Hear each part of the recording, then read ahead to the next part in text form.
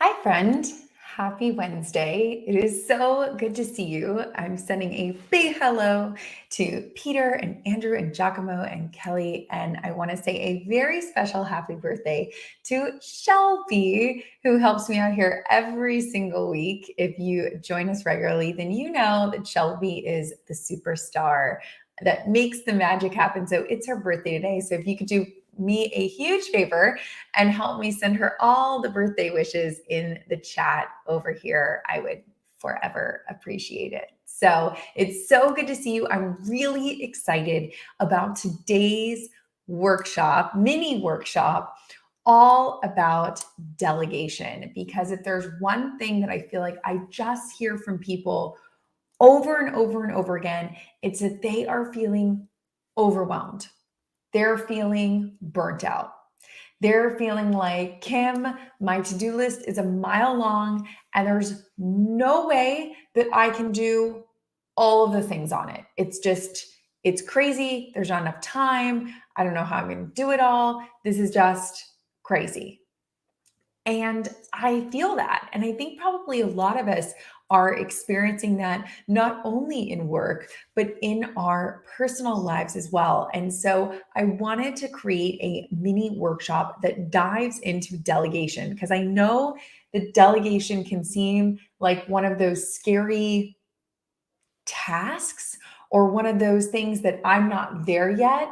You know, you hear of people like, oh, I'm an executive with an assistant. And you think to yourself, well, I'm not an executive and I don't have an assistant. So, you know, or I can't delegate because I'm not in charge of anyone. Who would I delegate to? So we are going to change all that today. We're going to talk about delegation. So let me do a rundown of the agenda, what we're doing. Number one, I'm Kim Kelp. It's so good to see you here. Thank you so much for joining. If you're new here, just know we meet here every single week and we talk to interesting people or do mini deep dives like this one on delegation.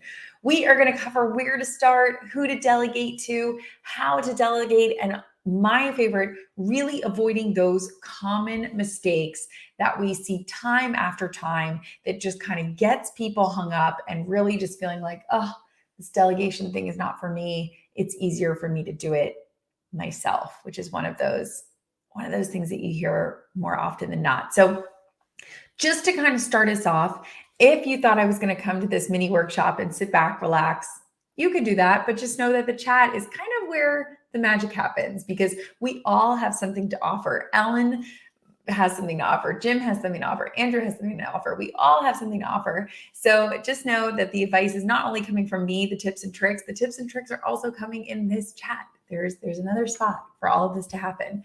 So I'm curious, what keeps you from delegating? What is stopping you from delegating? Is it that you feel like, you know, I don't have anyone to delegate to? Is it feeling like, the thought of giving this up and it not being right kind of gives me heart palpitations? I'm curious from your standpoint, what are those one or two things, or heck, maybe it's a laundry list of things that keep you from delegating? What are those things? Because here are the things that I hear the most often. And I'm guessing, even if you didn't type it in the chat, that these are some things that you experience as well. So for Peter, it's the control and expectations. Just, if I give up control, it's going to make me really, really anxious. For Shelby, it's having the time to explain all the different steps and things that I need you to do. It's just, boom, it's easier for me to do it myself. For Kelly, it's who do I delegate to? I'm a team of one. So it's not like there's other people that I can say, here, do this and do that. For Casey, it's time and planning ahead. So obviously with delegation, you got to come up with a plan of who you're going to talk to and delegate to. And then Jim kind of seconds, yeah, lack of someone to delegate to is a big issue for me. So, you know, and another one is obviously ensuring, you know, that you're not overloading people around you, whether that's employees or teammates or interns, just not wanting to overwhelm them on their plate. So lots of different reasons. And all of these are really common. You hear these all the time of it's easier for me to do it, or I can't afford it, or I can do it better, or it's just faster. It's easier this way. And again, that is a feeling that you really have to say to yourself, okay, I recognize that this is a feeling I have. I recognize that, like, yes, I'm feeling all those things, but what's on the other side of that? What does that look like? Because really at the end of the day, what you're also experiencing when you're feeling this anxiety about who do I give it to and what, it's also causing a lot of burnout. It's that exhaustion. It's giving up those big projects. It's feeling like, oh, I'm so overwhelmed. I have so much going on. How am I going to get it all done? Right? How do I possibly get this all done? So that's what we're going to dive into first is, where do we even start? Okay, we know that, we're maybe thinking about delegation or would love to delegate, but who the heck would we delegate it to? So let's talk about where to start. So first and foremost, you have to ask yourself, what are all the things that are swirling around in your brain? Like what is coming up for you? Because that is the first part of delegation. So the second part of delegation is get out a paper and pen to do a full brain dump. Two things here. Why do I say a paper and a pen? I love the computer. I love my phone. I love Notion. Science has shown when you actually physically write and physically get out a piece of paper, that has shown to calm people's anxiety more than another electronic device. I don't make the rules. This is just what they're finding. So get out a piece of paper and pen and write down everything that's swirling around in your brain. And when I say everything, I mean everything. So not just work stuff. If you're thinking about work stuff, great. I got to get this proposal out, got to do my expenses, need to come up with a new sales pitch, all of those things, but also everything else that's swirling around in your brain. Got to get my cousin a present for his birthday. Got to figure out my kid's homework schedule. Got to figure out, there's also your personal life as well. So all of these things can be swirling around in your brain. Write them all down. I don't care if your piece of paper has 36 things on it, and it might if you got a lot swirling around in your brain. So don't be afraid to list work things, personal things. Peter's going, yep, that's me. Pen and paper, writing it all down. Peter is right. These are ways that we can instantly feel, even before we delegate, better about just getting it all out on paper and pen. So that's step number one. Step number two, I want you to star tasks that are on there. You could have 36 things written down that only you can do. And you have to be really honest with yourself when you say, am I the only person that can do that? So for example, if one of the tasks on your list is to call the credit card company and pay your bill, or pay your bill online, or maybe it is to call your boss and discuss something, chances are only you can do that, right? You can't have somebody else call your boss and discuss something if it's your project, or if you're logging into your bank account to pay a bill or your credit card to pay a bill, you have the username and password. So that kind of has to be you. So star everything on that list that really only can be done by you. Now there's going to be other things on that list, but again, you have to ask yourself, am I really the only person that can do this? So grocery shopping, am I really the only person that can grocery shop? Well, no, other people are capable of grocery shopping. Doing my expense report. Well, could somebody else do an expense report? Is it really only me? Does it require logging in with a username and password to a credit card company or a bank? Really star the things that only you can do. No one else in the world could ever do them. That's going to be step number two. So once we have that list, that full list of all the things that you brain dumped and the stars of what you and only you can do. Next idea is to brainstorm, okay, all of the things that do not have stars on them, brainstorm who can help me with those things and get creative here. So when you're looking at that list, who can help you with those tasks? And it's exciting when you can brainstorm those things. Like, who can help? What does that look like? As you start to brainstorm, next you're really going to think about, okay, I'm brainstorming, all these people maybe at work or in my personal life, but how do I think about where those people can come in? Where could they potentially help me? What does that look like? And I want to also add, any questions that you have that you're joining live, please ask them here in the chat. I will try to answer them. Everybody else will try to answer them, and we will all be able to help each other. And I'm going to get to some of these questions here shortly, but I see them. So I don't want you to think, oh, she's ignoring them. But I want to go over this next part really quickly, and then we will get to some of these great questions. But who do we delegate these tasks to? And I know that that was some of the fears of I'm a team of one, or I don't know if I am important enough to delegate, or I don't have anybody that can help. I'm so excited about this section because I think that this can really unlock a lot of people's hesitation around delegation. So again, you have your list, you have your items that are not starred that other people might be able to help with. So let's dig in. Anything that is on that list that has to do with the household. So I mentioned things like grocery shopping, scheduling somebody to come mow the grass, take out the trash, fix the sink, fix the toilet seat, hang a picture. I don't know what all household items you put that might be swirling around in your brain, but here's 3 ideas. Maybe you live with someone. Maybe you live with your partner. Maybe you have children. Maybe you live with roommates. These other humans that are in the house with you could be an amazing example of someone that you could say, hey, can you take out the trash? Hey, can you help grocery shop? Hey, can you? So, and again, maybe they're not necessarily in your household, but examples of that, you have a child that lives 20 minutes away, or you have a parent or a partner that lives 20 minutes away or within driving distance that might be able to help you with some of these household items that, again, are not starred on your list.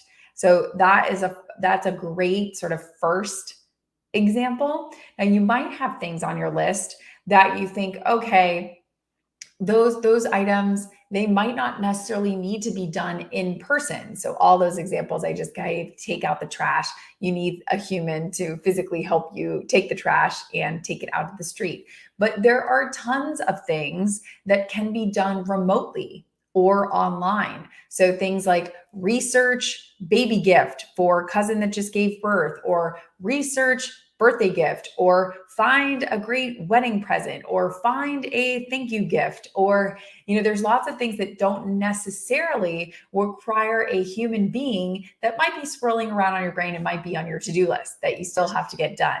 So there are amazing resources for this as well. So there are websites like Upwork. If you need help writing an article, if you need help with research, if you need help with editing, if you need help with copywriting, there's another great website, 99 Designs. Maybe you need something designed, a logo for your side business, or parts of a website that's been swirling around in your brain. Or on LinkedIn, LinkedIn Jobs has part-time work, freelancers that you can bring on that you say, hey, this has been swirling around in my brain. I realize that I'm not the only one who can either fix a website, design a website, create something, order something, look into merchandise items. There's a plethora of different ways that you can utilize third-party resources to help you with this online work. Some of this stuff is going to be in person. So like I was mentioning, fix the kitchen sink, or take out the trash, or go grocery shopping. You need a human being to help you with some of these things, and you need them physically with you in person. There are great resources for this as well. TaskRabbit is an amazing resource that can help you clean, build furniture, hang things on the wall, fix things. There's Uber Eats that many people don't know can run to the convenience store, run into Walmart and grab you the 5 things that you were needing for the week. Thumbtack, another great resource for this. So I love how everyone's like, yes, this is so true. So these really are great resources for you to say, okay, if I need somebody digitally, I can look on these resources. If I need somebody in person, here's another bit of resources. And the last bit I want to talk about is everything that might not have stars that has to do with work. So the first one, people are always like, what? Because the three things I list in terms of people to help you at work are your boss, a fellow teammate, or maybe even an intern. And when I say your boss, people are always like, I can't give work to my boss. They're the reason they're my boss. I'm not saying you march into their office and say, I'm going to need you to finish these 3 assignments by next week. No, you're obviously not giving directive to your boss, but you can go into your boss and say, listen, I'm drowning. I have so much to do. It's really impossible for me to do it all. Tell your boss, I need help. What do you suggest? And let your boss share that responsibility, that thing on your shoulders. Let them share that weight with you. That's what they're there for. Too many people are silently suffering because they think, well, I feel bad telling my boss, or I don't want them to think that I'm not capable of doing it. There's also such thing as delegating problems and delegating the weight of the world. So don't carry that all yourself. Say, I need help. What does this look like? So your boss being a great one. Another great one being a teammate. So I need help with this marketing proposal. I need help with this sales budget. I need help with this copywriting. Ask somebody else on your team to pitch in and help you out. Last up, there are plenty of people. And by the way, summer is around the corner. There are people that are looking for internships, that are dying for internships in June, July, and August when school is out. So they are there. And you can say, hey, here's a great internship opportunity. Maybe it's unpaid. Maybe there's a stipend. Maybe they can do it for school credit. There's lots of options depending on where you are. But just know that that is something that you can really look for. I want to address some of the questions that are coming up as we talk about resources, specifically around how do we make sure that the people online are trustworthy? So really, when you're looking at whether it's Upwork or LinkedIn Jobs or 99 Designs, how do we know that it's going to get done right? And the answer to this is it's going to have to be a little bit of trial and error. Yes, you should look at somebody who has reviews. Yes, you should absolutely look for somebody who has, 5 stars or someone with a high rating.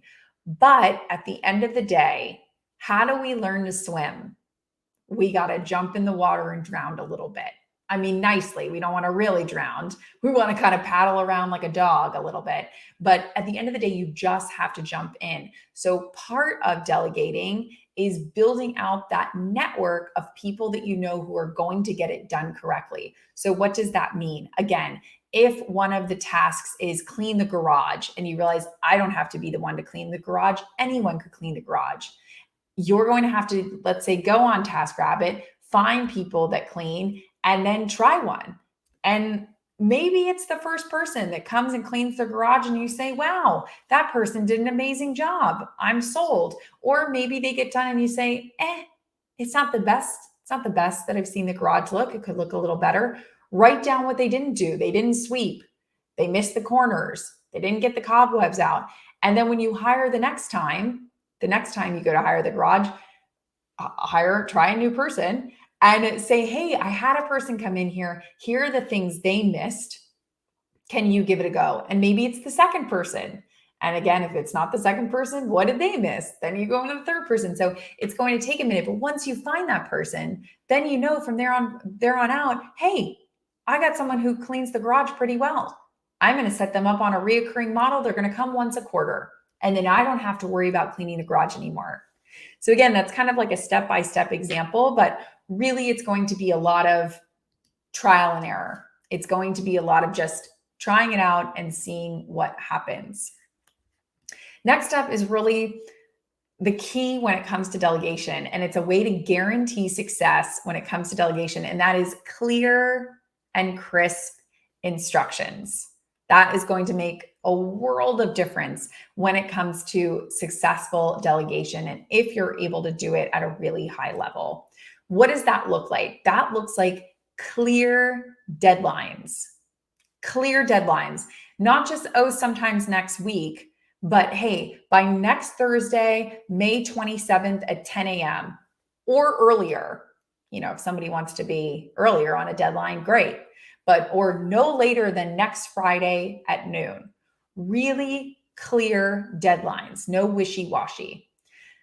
Next up is one step ahead instructions. This is something that I have learned the hard way, that Shelby and I have really drilled down on, and what I mean by one step ahead instructions. So if I were to give you the instruction of you are going to go to Home Depot and you are going to pick up a hammer for me. One step ahead instructions means two things. Think one step ahead. So that person goes and they pick up the hammer. What do they do with the hammer? Once you buy the hammer, please drive it over to my house. Or once you pick up the hammer, please drive it over to my mom's house. She's the one that needs it. Or one step ahead, if you get to Home Depot and they don't have a hammer, go to homedepot.com and order it, or go to amazon.com or order it, or go to another Home Depot in the neighboring town and try to find one there. So one step ahead. So not just the initial instruction of do XYZ, but what's one step ahead? What do we do that's the next step in that instruction? And that is really helpful to whoever you're delegating to kind of know, okay, here's what's going to happen next. And here's how we can get to that goal together. Because it's a team effort when you're delegating. Everybody wants that project to succeed. Next up, and I see this fail a lot with people, is really coming up with the best way to reach you. A lot of people just like to say, hey, go get that hammer for me and, see you later. Let's talk about what this actually looks like in practice. So when we say clear deadlines, again, the 15 slides by next Tuesday at 10 a.m., very, very clear. One step ahead instructions. We don't just say, hey, I'm going to need you to take out the trash and recycling. Thanks so much. No, we say, we will need you to take out the trash and recycling, and I need you to take it to the far curb where the neighbor's driveway is. Really clear, kind of one step ahead, one step beyond. And then again, the best way to reach you. If you have any questions, I'm around all day except from 1 to 2 p.m. when I'll be driving. That gives someone a clear way to know, okay, when can I reach you? When will I know when the best way that I can ask follow-up questions or really dig in on some of these things that you're telling me? Delegation is not going to work unless you are clear, unless you give detailed instructions, and you give the opportunity to ask questions. If that's not going to happen, don't even bother delegating, because it's going to be a hot mess and it will reinforce your previous beliefs of, I can do this better myself, it's faster if I do it, etc. So really, you'll become a self-fulfilling prophecy unless you dig into these 3 key areas, because that is really the secret sauce when it comes to delegation. Let's also talk about some common mistakes. So mistakes that just come up again and again when it comes to delegation and really just kind of get you, because they kind of mess up the whole plan. So the first one is not including all relevant information. I joke all the time that assumption is the enemy. When we assume stuff, disastrous. So I'll give you an example. I had a friend recently that was delegating some tasks, and she told somebody on our team, okay, I need your help with my social media. I need you to go in, I need you to post on Instagram, and I need you to post this thing to TikTok, and here's the file, and thanks so much, and here's what the caption looks like. And you know what she forgot? The password. So yeah, it would be nice to post things to TikTok, and it would be nice to post things to Instagram, but a password would be nice because you can't get into the account without that. So again, sometimes we just assume and we don't think, okay, what's all the relevant information? What are all the things that this person is going to need to actually complete this task? And that really requires intentional thought, because sometimes we're moving a mile a minute, especially if we're delegating. It means we have a full plate. So we're just kind of assuming, oh, again, that silly example I said of taking out the trash. Okay, I'm going to need your help. Can you help me take out the trash on Tuesday? Okay, well, does the person know where the trash is? Does the person know where to take the trash? Does the person know what time it's coming on Tuesday? Because if they're coming, by the way, at 7 a.m. on Tuesday, you actually have to put it out on Monday night, right? So it's not actually, can you take out the trash on Tuesday? It's that the trash pickup is on Tuesday. And by the way, it's in the morning. So you're actually going to need to do it Monday night. So just kind of taking that breath and thinking, am I including all the relevant information when I am delegating this task? Passwords, time, resources. What's everything that this person might need to actually do this task? And that takes a second to sit down and get a little quiet with yourself, because again, we're running at a mile a minute and we make a lot of assumptions. The second thing I see all the time that just causes disaster is not having a check-in system. So when you don't have a check-in system, but you're delegating tasks, again, this is a little bit of assumption. You assume everything's sunshine and rainbows. You assume everything's going well. So you ask somebody to help you out with the marketing presentation. Great. You think, okay, they're going to do these 36 slides. It's going to be great. Okay. If you don't have a check-in system and they do all 36 slides and then they show it to you and you realize, oh my gosh, they didn't use the right colors and fonts from the brand guideline. They've done 36 slides that are now wrong. So they're going to be upset that they just spent time doing 36 slides that cannot be used. You're going to be upset that you have 36 slides that are now unusable because they didn't use the correct font or the correct colors, and everybody's upset. Instead, if you have a check-in system, you can say, hey, let's do 2 or 3 slides and then let's check in. Let's make sure that everything's correct before we go forward with all 36. So again, creating some sort of check-in system so that we can make sure that that delegated work is getting done correctly. It's getting done to the way you want it to be done before we keep going. So again, I could use the example of the garage, let's say, cleaning out that garage is going to take 3 hours. You could say to the person, hey, I'm going to come out about halfway through, or knock on the door when it's halfway through, when you're about an hour and a half in, so that I can come and kind of check your work. Hey, don't forget about those cobwebs. Hey, don't, create that check-in system. What is that check-in system going to be? Don't just assume that everything you give somebody to delegate is going to be perfect and sunshine and rainbows, because I guarantee you it is not. It is going to take some serious checking in to make sure that that is going to go off the way that you want it to. So I love James's question here is when you have that task, or maybe you are checking in with someone and let's say it's not going correctly. The marketing slides are not correct, or the sales projections are not correct, or cleaning the garage is not getting done the way you want it to be done.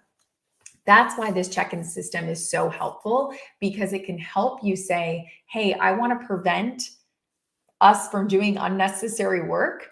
Let's step in. And when it's not being done correctly, you can use it as an opportunity to say, I'm so happy we checked in.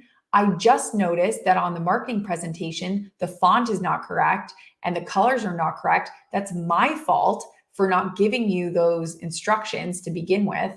Or again, so it's a learning on both sides, because I always tell people, if you delegate and that person is not able to execute flawlessly, that's not a mistake on them, it's a mistake on you. Because somewhere along the lines, you didn't give clear instructions. So if you just say, make a pizza, you can't be upset when the pizza comes back a disaster, because you didn't say, hey, I need you to make the dough. This is how you're going to make the dough. Then I need you to make the sauce. This is how you're going to make the sauce. Then I need you to put the sauce on the pizza, just like this. Then I need you to put on the cheese. Then I need you to put on the pepperoni. Then I need you to bake it at 350. You see what I'm saying? So it's helpful for you to come in and say, here's how I want it done. And I know that some people are saying, oh, Kim, you're telling me I have to write out all these instructions. I thought the delegation was supposed to save me time. It's going to take me more time to write all these instructions. And then I could have just done it better myself. I could have just done it faster myself. And what I say to that is true, but it saves you in the long run. So if writing out all those instructions to make the pizza is an hour of your time and just making the pizza yourself takes 20 minutes, if I told you you never had to make the pizza again, that's 1 hour upfront, never making the pizza again. Maybe you check in once or twice, but that hour is done. Versus if you just do it yourself in 20 minutes, but then you have to make the pizza every week. Well, by a month in, 20 minutes, 20 minutes, 20 minutes, 20 minutes, you already spent more than your hour. So it is more work upfront, but then there's no work on the back end. So it's a really great way to say, okay, I know that this is going to take a little bit more on the front end, but it's saving me so much time on the back end. So that's what's going to be really helpful when you're thinking about all the reasons why I can't delegate, all the reasons why this is going to take longer. I also love this question from Giacomo. What if you're not the boss, but your boss gives you a huge amount of work with very close deadlines?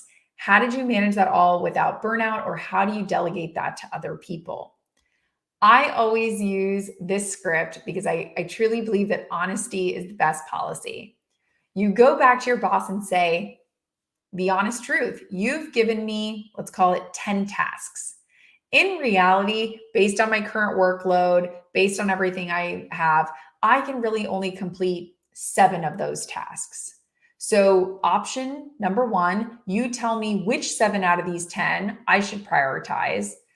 And option 2, once I complete these 7, how do those other 3 get done? So going back to my original point of kind of using your boss as a sounding board and kind of using them as a let's carry the weight of this problem together, your boss might look at you and say, you're right. Okay, you can only do these 7. I'm going to take away these other 3 and I'm going to give it to someone else on the team. Or I've heard of bosses saying, you know what? You do those 7, I'll do the 3. The bosses will kind of get down and pitch hit. I'll do those 3, you do those 7, the 10 will get done. So really going in and saying, what do you want me to prioritize? Number 1. And then number 2, what would you like me to do with these tasks? And they might tell you, delegate that to somebody on the team, or get delegated over to me and I'll handle it. We'll tag team. Really kind of using them as a sounding board and saying, how can we solve this together? Because I think that's so important. On the flip side, you might be saying, well, Kim, I would love to have a boss, but I'm a team of 1. So as Kelly says here, I've been exploring as a team of 1, how to get rid of things on my to-do list that really aren't meeting the goals of the overarching mission. And even if you enjoy them. So she says, for example, I've been doing some volunteer stuff for a professional organization, but I'm considering using that time for business development instead of volunteering. So when we think about this, there are some things that you and only you can do. So in this instance, it's business development. Kelly, as the owner of the business, really is the only one that can be doing that business development. I mean, you might be able to outsource some of it, but at the end of the day, it's her business and she's going to champion that the best way, better than anybody else. And at the same time, that means you might not be able to volunteer as much as you would want to. So how do you look at what to delegate and what to do, what you can keep? I always say a good rule of thumb for this is taking into account, really backing out and looking at the whole picture. So maybe that's 6 months at a time. Maybe that's 1 month at a time. Maybe that's a whole year, and saying, I can't do XYZ all the time. But when I zoom out and look at a month, or when I zoom out and look at 6 months, where can I organize everything that I am getting those volunteer opportunities in, but maybe it's not every single week, or maybe it's not every single month. Maybe it's every other month. Maybe it's every other week. And you're using that time that you have now gained back that you're clawing back your own time to do those tasks that really further your career, your business. So in this case, business development. It could be, again, big picture thinking, vision boarding, stuff that really only you can do. Whereas, again, volunteering at a professional organization or a nonprofit is wonderful and great, but other people can also do that. There are other people that can step up as volunteers, whereas other people can't step up to do business development in your business. So I always say the best step that you can take is actually a step back and zooming out, again, a month, 6 months, maybe a year, and saying, where can I fit this all in? What does this actually look like? And again, when we're thinking about delegating, it's also really important, and I'm glad that Jeff brought it up, is getting people to buy in to this delegating, getting people to buy in when you are presenting ideas or really coming up with something that you think, okay, I want somebody to get excited about this delegation or get excited. I think a way that you can present it always is as an opportunity. So, hey, we have this huge undertaking in the marketing department. It is going to be all hands on deck. We are excited. We are moving a mountain together. I, as the boss or as the marketing lead or as the team member, I'm saying you can say this in a meeting, I can't take it all on myself. I need other people that are going to help me move this mountain. I think it's a great opportunity for XYZ person to step in and help with social media, to help with graphics, to help with presentation, to help with design, to really step in and say, how can I move this mountain together with all of us? So it's kind of delegating as a team. Who's going to take which piece of the pie and really getting buy-in, first and foremost, as Jeff said, to that bigger mission, to that bigger goal, that bigger sales quota, that bigger North Star that everybody on the team says, yes, that is where we are all aiming. And I want to do my part to help us get there. Obviously, there's a ton of tips and tricks to delegating. I can't get them all into this mini workshop, although I wish I could. However, I did create another mini workshop for you to consume later or on the go. It is available on LinkedIn Learning. So I created a QR code here. If you are watching this visually, just know you can scan this with your cell phone and it's easy to watch. It's in vertical video format, so you can easily watch it. If you are listening to this on one of your favorite podcast networks, we will include that information in the show notes. That is just one tap away for you to check out the additional delegation scripts, templates, things that I give you to use that just makes delegation that much easier. As you know, we have a ton of other resources from me to you that can help with all sorts of things when it comes to work and life. You can find those over on kimkalp.com or over on LinkedIn Learning by searching my name and seeing more resources that have to do with work and life. As always, I would love to see you join me here every single Wednesday. You can do that by following me or clicking that alarm bell on LinkedIn, which will notify you when we go live. Or if you are listening to this afterwards, every single Tuesday, new podcast episodes go up. I'm really excited. Next week, we are talking to David Brownlee about creating loyal customers, how we can keep people coming back time and time again. And then again, we're going to do another mini case study. So kind of a marketing breakdown on social media and what's happening and how we can use it to better ourselves and our businesses and teams. So it has been so much fun to do this mini workshop. I hope these delegation tips will help you start to delegate, even if it's the smallest task in your life, because the minute that you can start delegating, moving more stuff on your plate, you can start working on bigger projects for yourself, bigger visions for your career, huge accomplishments when you start to let go of the small stuff that drains your time, that it doesn't have to be you. So the more you can let go, actually, the more you gain back. And as much time that you can claw back for yourself, the better. So I would love to hear what you thought of this mini workshop. If there's any additional questions that you have on delegating, I am a click away on any of the social media platforms. I'm happy to dive in and help you as much as I can to really learn to let go, because delegation is such a game changer. It has been for me in my business. I certainly wouldn't be where I am without the power of delegating. So thank you so much for joining. Really appreciate it. It's wonderful to see you. I hope you have an amazing rest of the week, and I will see you right back here next Wednesday at 1 p.m. Eastern, same time, same place. A big thanks to Kelly and Giacomo and Peter and Jeff and Andrew and Russell for asking such amazing questions. And Linda, it was so good to have you in this mini workshop, and I hope to see you again next week. Thanks so much.